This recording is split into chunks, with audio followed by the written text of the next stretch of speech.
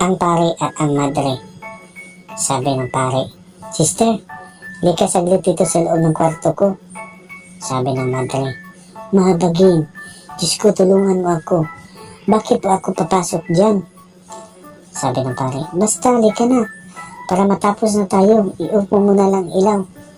Sabi ng madre, "Wag po, Father, maawa ka." Sabi ng pare, "Bilisan mo, baka may makakita." Sabi ng madre, "Sisigaw na ko, Father."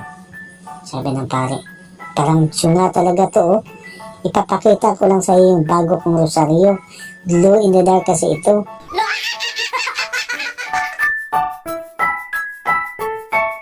Ang babaerong mister, sabi ng kanyang misis, "Honey, mag-impake ka na. Nanalo ako ng luto." Sabi ng kanyang babaerong mister, "Wow talaga? Anong dadalhin ko, honey?" Sabi ng kanyang misis, "Wala ako pakialam, basta lumayas ka na."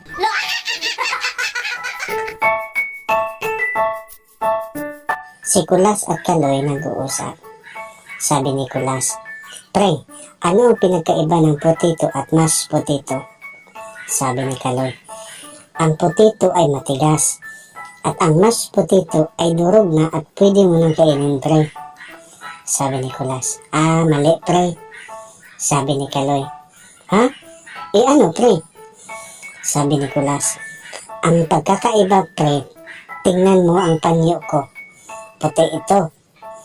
Tingnan mo naman ang damit ko. Mas puti ito."